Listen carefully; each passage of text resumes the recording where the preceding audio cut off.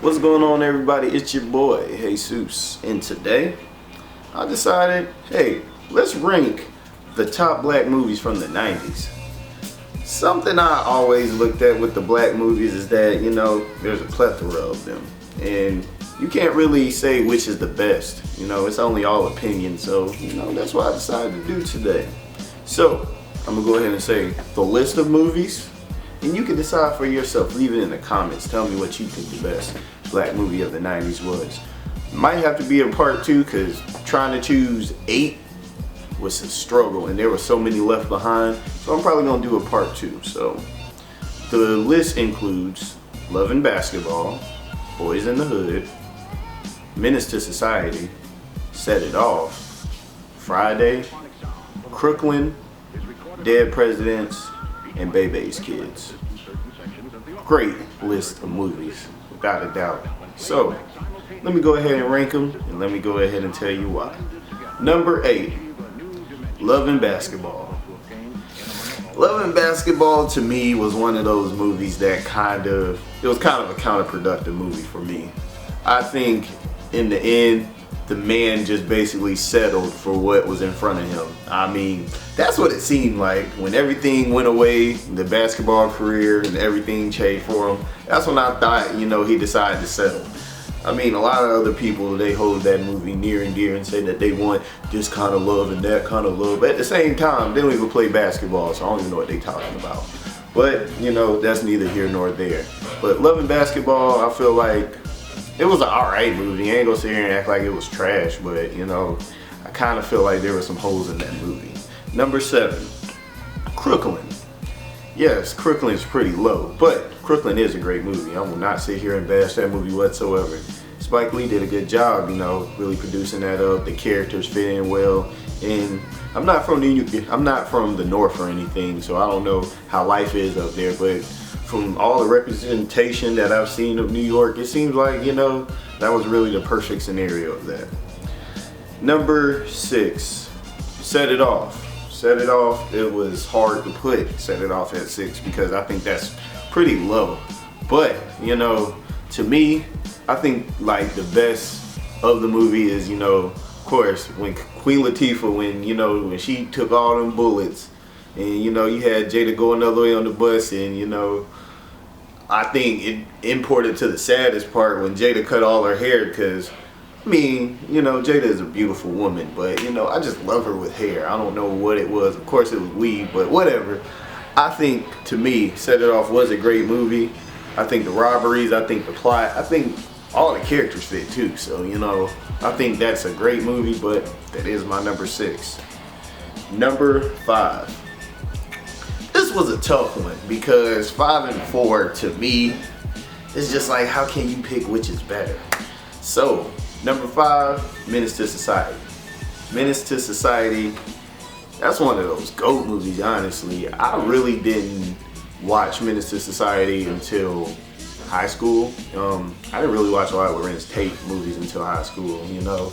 A lot of times when I was younger, had the braids, the cornrows, you know, no hair on my face.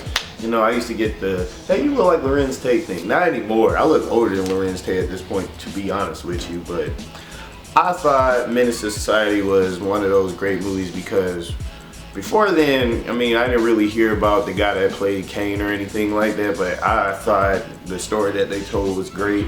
I just thought the recklessness of O-Dog was, you know, it was before its time, and, you know, to me, I feel like, of course, that was one of Lorenz Tate's best roles, but, you know, I feel like that movie really, it had its purpose, and I'm glad to God that you didn't need to make a part 2 or anything, so that's one of the movies you don't have to touch. Now, number 4. My number 4 has to be Dead Presidents. Yes, that's what the struggle was, choosing between Menace to Society and Dead Presidents. But at that time, to me, not only just was Lorenz Tate at a great point in his career, Chris Tucker was too. Like, those two together in the movie was, you know, it was more than you can even ask for a lot, because I thought their chemistry was great, you know. even, you know, something that's embedded in my head, like at the end of the movie when Chris Tucker, you know, when he basically died off of overdosing and all that, that stuff always was embedded in my head when I watched at a younger age. So not even just that, you know, just what the military can do to you, and, you know, after going to serve your country and all the effects it can have on you. I think, to me, Dead Presidents was a whole lot deeper than, you know, a lot of people give it credit for. So next, number 3. Number 3 has to be Bebes Kids. Bebes Kids was one of those cartoons in which, at the time when I watched it as a young jit, that was like one of the first black movies I seen, like black cartoon movies. And to me, it hit on all cylinders of, you know, how kids really are. You know, kids are bad as hell, and you can't really change the fact that they're bad. I mean, you either accept it or, you know, kids just ain't for you. But to me, just the plot of, you know, R.I.P. to Robin Harris, the one that actually was the voice of the movie, but that was just one of them movies in which it was fun loving, it was funny, you know. My dad used to always walk around the house saying test tube baby. Well, not calling me one, but maybe I would. Anyway, I think Bebes Kids was just one of those far out cartoons that, you know, I'm surprised not played as much on BET since they like running certain movies into the ground, but those are one of them hidden gems from the 90s. Number 2.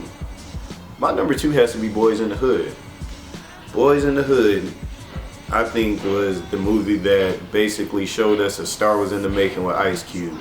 Ice Cube pretty much, you know, career went places in which I don't think a lot of people thought it would ever go, because, you know, when you come from being a rapper, that's just basically the highest they see you go. And even to this day, Ice Cube, you know, came out with his big 3, you know. Ice Cube, he's changed his role within movies, doing movies like Are We There Yet, where it's just like, I never thought the Thug Daddy would sound like this.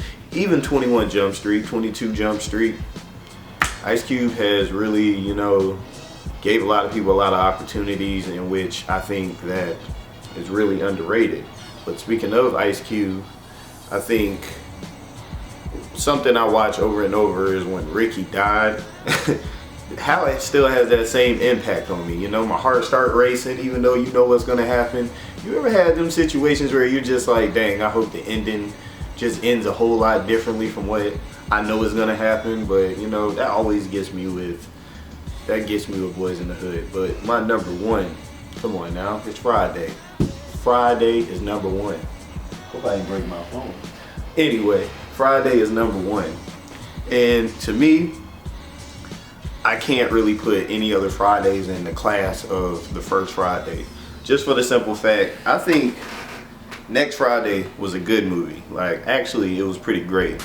But the Friday after that was just, I could have done without it. I mean, to be perfectly honest with you, I mean, why not cash in on the franchise? And to me, if it wasn't for Chris Tucker leaving after Friday, I wouldn't have probably got my favorite movie in Money Talks or Dead Presidents, you know? So, you know, things happen the way that they do, but Friday is just one of the most quotable movies you will find out there. Show me one person that doesn't know, you know, less than 10 lines of Friday. I mean, Friday is just one of those elite movies in which you can get high or get drunk and pop it in, or, you know, rather you just enjoying your day. And it could be something you could watch, you could laugh at, you could, you know, be sure to know that it's a reliable thing when company's around. But Friday, that's number 1. You guys, I ranked 8. I want you to get in the comments. I want you to rank what is your favorite. And ladies and gentlemen, y'all be on the lookout for Snoopp, because I know she's gonna come with her Snoopp Tuesday. Ladies and gentlemen, thanks for joining me on this Hey Hey Thursday. But for now, I am out.